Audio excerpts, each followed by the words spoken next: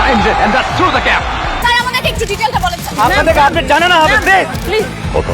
তাহসান খান ও রাফিয়াত রশিদ মিথিলা একসময়ের জনপ্রিয় তারকা দম্পতি ছিলেন। একসঙ্গে বহু কাজও করেছেন এই জুটি, কিন্তু 2017 সালে আনুষ্ঠানিক বিচ্ছেদের পর মন ভাঙে বাঙালি দর্শকের। তবে বিচ্ছেদ হলেও তাহসান মিথিলার মধ্যে বন্ধুত্বপূর্ণ সম্পর্ক বজায় ছিল সবসময়। সেটাই যেন আরও একবার প্রমাণ করলেন তারা। সম্প্রতি তারা ওটিটি প্ল্যাটফর্ম চরকির জন্য একটি ওয়েব সিরিজে কাজ করেছেন। আমার কাছে খেলা। এটির নাম বাজি, নির্মাণ করেছেন আরিফুর রহমান। ঈদে স্ট্রিম হবে এটির। সেই উপলক্ষে মঙ্গলবার রাজধানী গুলশানের একটি ক্লাবে ডাকা হয় সংবাদ সম্মেলন। অতিথি মঞ্চে দেখা গেছে তাহসান ও মিথিলাকে।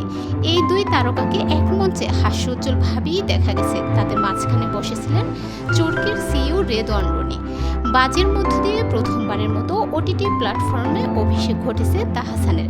এই সিরিজে তাকে একজন ক্রিকেটারের চরিত্রে দেখা যাবে, তবে তিনি বাস্তবে কোনো ক্রিকেটারের চরিত্রে অভিনয় করেছেন কিনা তা নিশ্চিত করেনি চরকি। কিন্তু জানা গেছে ক্রিকেটে বাজি ও বাজির প্রভাব ঘিরেই গড়ে উঠেছে বাজির গল্প।